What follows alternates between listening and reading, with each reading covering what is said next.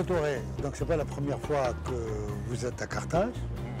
Pouvez-vous décrire à ceux qui nous regardent quelle est la différence entre la première fois ou qu'est-ce que vous remarquez dans la rue, qu'est-ce que vous avez remarqué entre la première fois et, cette fois-ci? Les visages étaient très ouverts, on voyait l'horizon dans les yeux des gens.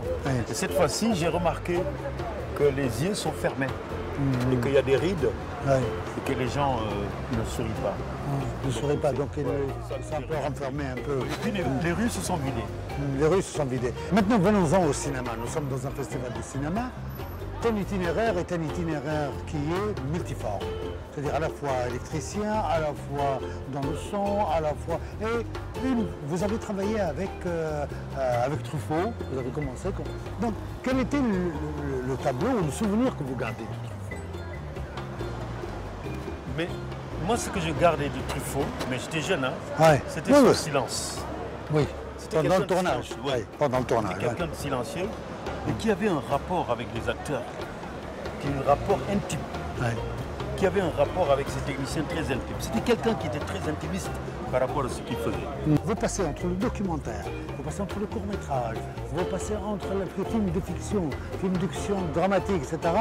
Est-ce que c'est une volonté chez vous de pouvoir englober tout ceci, ou bien c'est parce que vous êtes multiforme, vous? De la manière dont j'ai appris le cinéma. Moi, je suis un technicien du cinéma. Oui. Quand on me demande qui vous êtes, je dis moi, je suis un technicien du cinéma.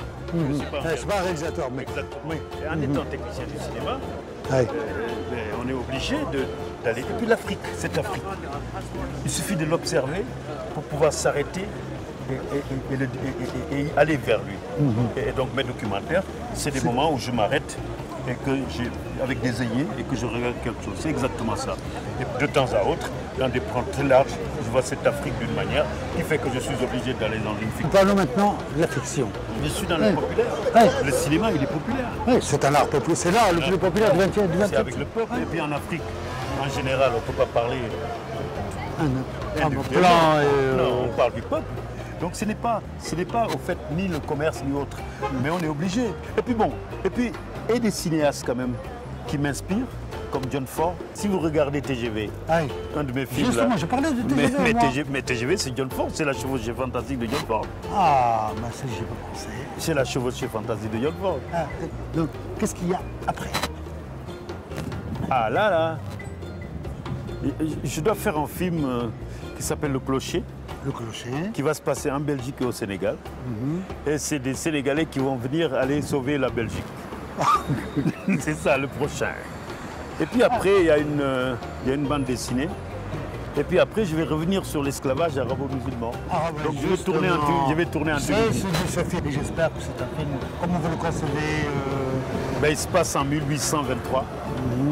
Et c'est un enfant à qui on va demander d'oublier son nom.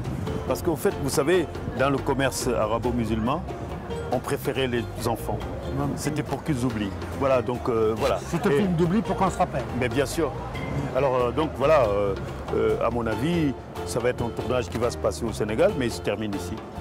Alors que la Tunisie s'implique. C'est pas grave. Oui,